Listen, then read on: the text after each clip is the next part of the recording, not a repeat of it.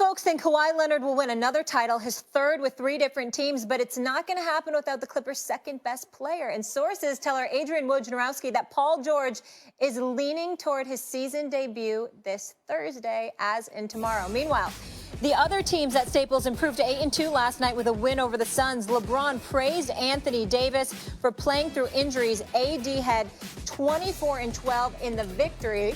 So let's talk about the Hollywood stars. Max, is PG-13 enough to get the Clippers over the Lakers? Yep. As a matter of fact, even without PG-13, they'd be very competitive. I thought that if you just dropped Kawhi Leonard onto the Clippers team of last year, that would be the championship team this year. Moved salaries to make room for Kawhi and Paul George.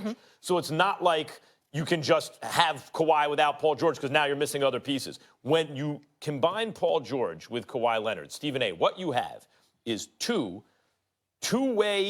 wings in their primes who play at MVP level. Paul George was an MVP caliber player last year till he got hurt. Kawhi was the finals MVP. That has, throughout the history of the league, been the most deadly combination. Not the point guard in the center, not the stretch four in the point guard. The two-way wing combination, Jordan and Pippen, LeBron and Dwayne Wade, Kawhi Leonard and Paul George. You don't think they're the same guy? This is interesting that you bring this up. Kawhi Leonard, first of all, has become a sneaky good passer this year. He went from not such a good passer early in his career to a pretty good one last year to a really good one this year. That's 1. 2, Kirk Goldsberry just had this, Stephen A. When you look at where their shots come from and where they're proficient, where they're efficient, Kawhi Leonard's really a slasher mid-range scorer. He can shoot from the outside, but what he specializes in, slasher mid-range. Paul George is a three-point shooter. You can look at where the shots are coming from, the frequency of them, the efficiency of them. That's actually more of an inside-outside combination offensively than people realize. You combine that with the fact that Kawhi Leonard actually does pass the ball very well this year, and he was improving last year, and the fact that they both play defense at an elite level, it's the best combination in the NBA. A couple of things I think you're missing about this, and I'll preface it by saying I respect your point of view on this. We all know that the Clippers are a better team collectively. They're built better, and I don't have any problems with them being the favorite. But here's why I would say no to the answer about Paul George. Because one of the reasons I picked the Lakers is because I'm trying to figure out who's going to deal with the combination of a healthy LeBron James and an Anthony Davis. Right now, Anthony Davis has been dealing with a shoulder injury, all of that other stuff. I only pick stuff based on assuming guys are healthy, because obviously anybody that gets injured, everything gets compromised from that particular moment in time, and that's understood. But a healthy LeBron James with a healthy Anthony Davis going up against anybody is going to be too much, in my estimation, for most teams to handle. Right now, Anthony Davis is averaging 26 and 10 with 3 blocks per game. LeBron is at 24, 11, and 8. We see what Kuzma has come, trying to really ingratiate himself into things, averaging better than 12 points per game. They've got a top 5 defense. Vogel's got them playing defense.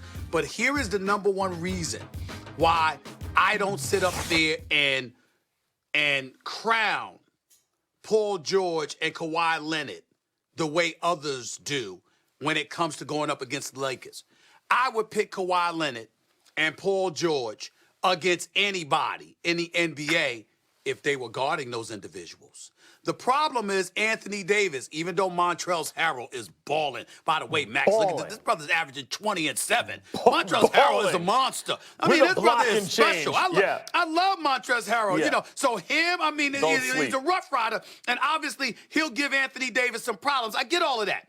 But what I'm saying is, when I think about Paul George and Kawhi Leonard and how their elevated level of greatness should really sing to us all, it's because of their ability to defend, man up, particularly on the perimeter. Well, guess what? That might be an answer for most other people. But you know that Patrick Beverley, for example, that we saw undercutting Kevin Durant and trying to body him up and be a pest? Well, that doesn't necessarily work against the 260-pound LeBron James, okay? When you look at Anthony Davis, those wide shoulders, that 6'11 frame with the versatility that he brings to the table, I'm talking about just based on size and girth, along with playoff basketball, slowing down, game planning the best 4 of 7 series.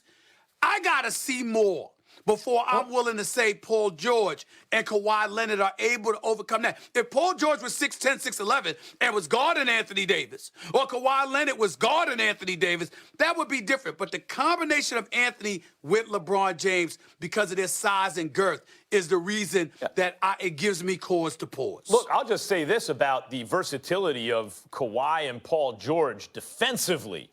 You're right, it's not exactly the matchup, but let's not forget, of course, it's always a team concept if you're going to go at a great offensive player in the NBA.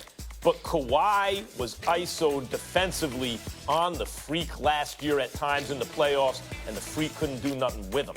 Right? Kawhi shut down. That's not the same thing, Max. Don't do that. Don't do that. What I'm saying is, I'm not saying that translates to he was going to guard Anthony Davis. No, I'm not saying that. I'm saying we have seen Kawhi able to do the best possible job a human being can do on a nearly 7-foot player who's playing at MVP level in Antetokounmpo. But you're still not. But you have to tell the whole story, Max. You can't sit up there because you know that Budenholzer had the Greek Freak literally bringing the ball up the court. You smiled when you noticed that Kawhi Leonard picked him up at half court and derailed his drives to the basket and turned him into a perimeter shooter. Well, here's the problem. Number one, Anthony Davis ain't going to do that. That would be LeBron James bringing the ball up the court. And number two, and more importantly, Anthony Davis is a better perimeter shooter, at least from last year. He is a better perimeter shooter than what the Greek Freak was last year. No, he is. So that's not a good comparison. But Stephen A., he's a better shooter than the Freak was last year. He's a better shooter than the Greek Freak, period. But he's still not an excellent shooter. You know, he's always been right on the fence. Like, can AD turn into a good enough outside shooter that it's just impossible? The answer is no, not yet. He hasn't quite done that yet. If we see AD's outside shooting tick up where he's bombing from outside, you can talk to me again about who I think is going to win the championship. If AD turns into that type of player, he's the best player in basketball, and there's not a lot to talk about, really. But I haven't seen that from him. I have not. And so you're right. You're talking about Kawhi on LeBron. LeBron don't want that with Kawhi. LeBron didn't want it when Kawhi was checking into the game when Kawhi was a puppy and LeBron was in his prime.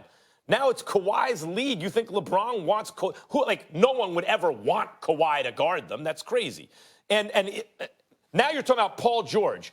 Is he a great defensive player? Yes. Does that mean he stops AD? No. But it helps to have him. But AD is the kind of player, Stephen A., that traditionally in the NBA, if a guy is just wrecking you inside, you throw a bunch of guys. Not just Harrell, who can actually play, but you throw just guys who are 6 walking fouls at him. There are ways you can contend with that. And this Clippers team is an excellent defensive team. By the way, so are the Lakers good defensively. That's why they've been winning. But this Clippers team this Clippers team has a chance to be a special defensive team come playoff time when you look at the personnel. 7-3 so far this season as they head into Houston tonight, all without Paul George. Stephen A., we know you'll be all over that game. Astros fans aren't going to like what this guy... Dr. K.J. Riley and Sam Cunliffe getting a big-time road win. Yeah, Lakers taking on the Suns. Kyler Murray dapping up LeBron, eating some gummy bears, apparently. Hopefully he ain't getting from Deion Waiters. I hope not. Anthony Davis, huge slam. What did we see from him? Remember, he's coming off of that shoulder injury against the Raptors. Anthony Davis continues to show his versatility. LeBron and his playmaking. Look at that, Maria. Great Put him in the finish. spin cycle. 7 games with 10-plus assists. Oh, you see AD holding on to his rib a little bit. Got it wrapped up, but came right back. LeBron had 19 points, 11 assists, 7 boards. And then you can kind of see next offensive play, Avery Badley. He's going to come in, get this offensive board for you, boy, and score it. You got to give the Phoenix Suns a lot of credit. Monty Williams got these boys playing real hard. That's a close game against a team that people feel like have a chance to legitimately win the championship this season. Lakers up 4. There were 29 lead changes in this matchup. Kuzma knocking down the 3. Remember, missed the first 4 games with an ankle injury. 23 points. That's a season high for him. The Lakers get the win, 123 to 115. How about this? They're off to their best 10-game start since 2010. They're 8-2 right now. What have we liked so far about what we've seen from the Lakers? They're sharing the basketball. They had 39 assists. LeBron is amongst the league leaders in dishing out the basketball, playing multiple positions, in particular the primary ball handler. They got Kyle Kuzma back. He had a season-high 23 points. The Lakers are stacked. When is Andre Iguodala going to join the team? Did that happen yet? Where is he at? We got to call on him. This is the key, though. Their height and their bulk is going to continue to give teams problems. We have LeBron James, Kyle